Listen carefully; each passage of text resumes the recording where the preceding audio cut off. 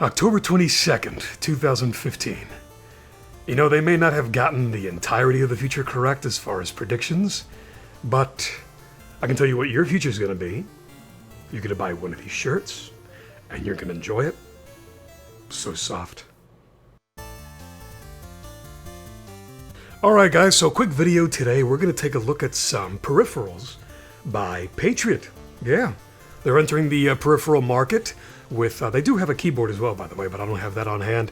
They have a headset and a mouse. So let's go ahead and take a look at the headset first. This is the Viper headset, gaming headset to be precise, V360. So to quickly go over the geeky specs, you're looking at 7.1 surround. Comes with this UBR switch for their ultra bass response. We're going to talk about that though in a little bit. LED switch as well, volume wheel. Everything's going to be here on the left cup. Frequency response for the drivers themselves is going to be from 20 hertz to 20 kilohertz. Impedance 32 ohms at 1 kilohertz there. Sensitivity 105 decibels plus or minus 3 decibels. The main drivers in here are 40 millimeter neodymium drivers. The sub drivers, that's right, that's where you get your bass response from, are 30 millimeters. Cable length, which is braided by the way, is going to be 2.2 meters or 7 feet. Net weight, if you want to know, it doesn't weigh that much. 700, wow, what? 360 grams. It's pretty lightweight. I mean, it looks robust, but it doesn't weigh that much. And it does connect by a single USB. So one good thing about the USB, not a whole lot of interference in the sound, especially through the mic, but we're going to talk about quality in a moment. The microphone, as I said, is foldable, comes in and out like that. It is omnidirectional, 100 hertz to about 10 kilohertz on the response there. So there are the geeky specs on that. As far as looks and feel, they don't look overly done in like this huge gaming aesthetic, but they do have a gaming look to them, just not, I'd call this pretty decent. Like, I don't know, if it had more jagged edges and all kinds of other crap, I'd consider that overdone. But I like what they've done here. And the strap up here, by the way, I have worn it for about an hour or two at a time, and it's pretty comfortable because, like I said, it doesn't weigh that much. So it doesn't even have a whole lot of padding here at all, basically. But it is pretty comfortable.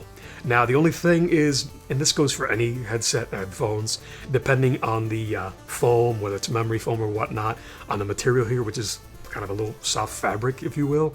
Yeah, you're probably going to sweat after a little bit, an hour or so. It's going to get kind of warm on you. They do surround the ear.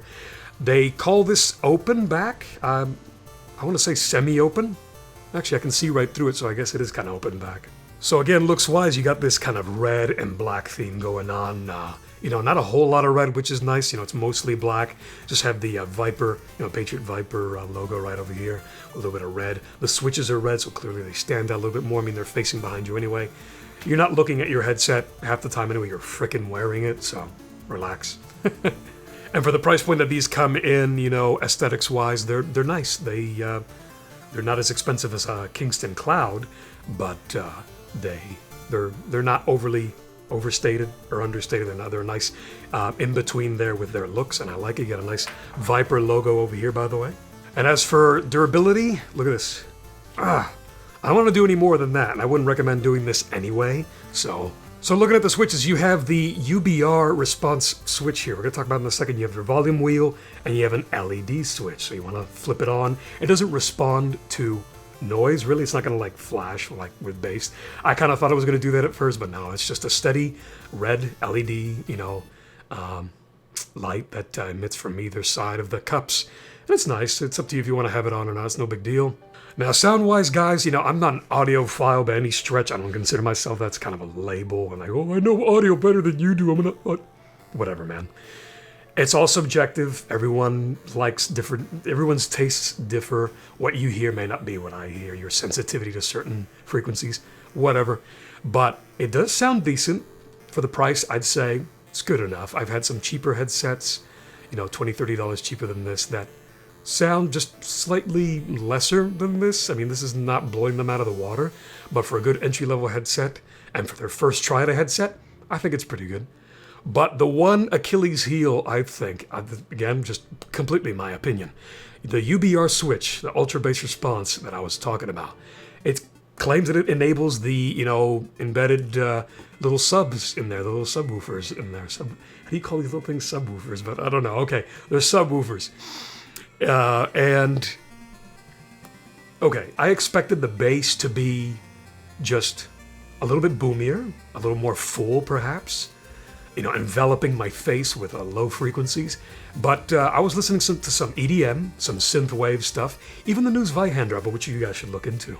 But I flip on the switch in the middle of a song, and my head was vibrating. Yeah, vibrating. Now, guys, I'm exaggerating a little bit, but my head kind of did feel like it was vibrating, not in the good way. Not like you just flipped on some huge 24-inch sub in the living room and your house is shaking, kind of low end. No, it feels like they took, and I'm not sure, but it feels like, how your cell phone has that little module in there that vibrates, it literally moves to vibrate your phone when you get a message coming through, or it's just part of your ringtone that adds the vibration as well. That's what it feels like on certain songs, but only on my face. Now, that wasn't really all that enjoyable and all that pleasant. I mean, maybe on a song with not so much boomy bass, maybe it won't feel like my face is vibrating, but it doesn't really increase the low end, the frequency for me. It feels like it's just adding like a rumble pack to my face. Like, I feel like I'm really crapping on the headset, but it's not a bad headset. I would just say that maybe they can do a better implementation of this in the future, but it doesn't seem to be doing it for me. Like, I'm getting enough low end as it is with the switch off. It's fine. So guys, looking into the quality of the microphone, here's a test for you guys to see how, or rather hear how it sounds. And overall, it's a bit flat. It's not that great. It's not awesome. It's not horrible, but you can understand me. You can use it for games, clearly, and Skype calls, whatever you want. I mean, it's not going to sound studio quality. A lot of headsets are like that, unless you want to go ahead and get a more custom option, like a mod mic, put it on your more premium headphones like that.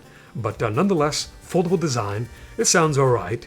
Bit flat on the response, even though it is omnidirectional. It doesn't sound as full as I'd like it to be. But also, being that it's USB, you're not going to get as much interference in the signal, through the 3.5mm jack that you would normally use in the front of your PC with most headsets. So you're going to be at least eliminating the interference there. But here's the sound of that, so you guys can check it out. All right, so this is the test on the V360 gaming headset by Patriot. 1, 2, 3, 4, 5. One time I forgot to tie my shoes, so I tripped and I fell in a puddle of chocolate. And why there was a puddle of chocolate there to begin with, I have no idea. Maybe it wasn't chocolate. So yeah, this is the Patriot headset, V360. So yeah, I mean, that's about the one thing that my one gripe with this headset. Other than that, it's a good attempt, aside from that. And it feels good, and yeah, they work out, man. So let's go ahead and talk about the mouse. So here we have the mouse, the V560 Viper gaming mouse. This thing is another story. This is a very nice attempt. I think they really, passed them with flying colors with this one coming into the peripheral market, because it's comfortable. It's got that nice soft touch kind of feel again to it. You have a plethora of buttons. You have DPI settings. You have profiles, customizable profiles. You will be having to look for their software. So visit Patriot's website there if you want to tinker with more profiles like that. You get up to an 8200 DPI laser sensor. This is using their, I presume it's theirs, their Extreme sensor. This is not an Avago sensor. So far, accuracy, how it feels, how it's responding, as I have no issues with that.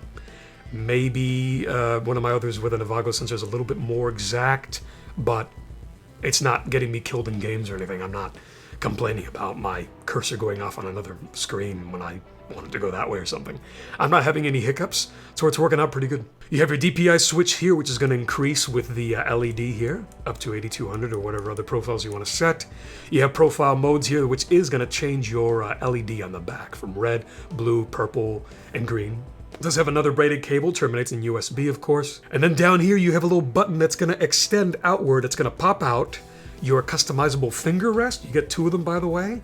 I kept the one that was already on it. You have one that's also going to rest your pinky and your ring finger, so use whichever is more comfortable for you.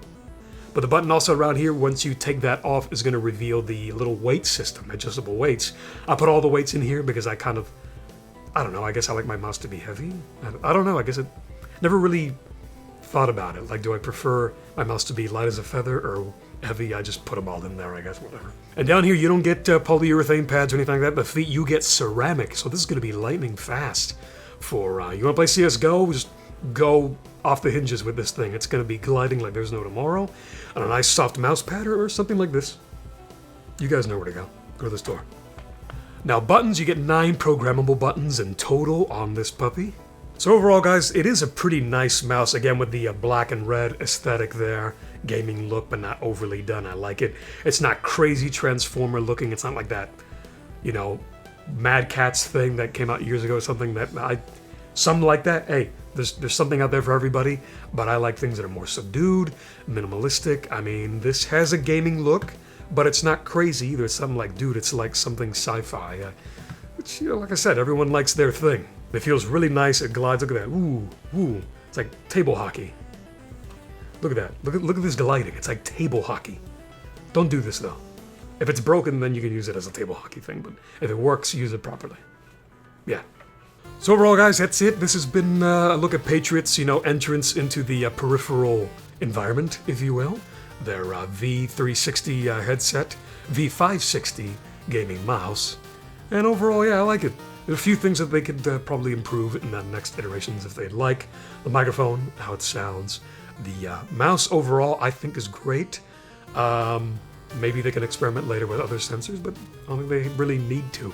The sensor's not really giving me any crap. And the guys at UBR, better implementation of that next time, probably. But I see what you were going for. Maybe a more immersive experience, but I kind of don't want my head to vibrate. Depends what you listen to. I noticed that some songs, though, didn't quite vibrate as much, but nonetheless, yeah. For me, wasn't quite my thing. But yeah, guys, that's pretty much it. Thanks for watching, and don't forget, click these links here to the left, go to the store, check out some shirts, check out the new album, Miss Zweihander. It sounds nifty, you know, blast that on your speakers or, you know, whatever you got.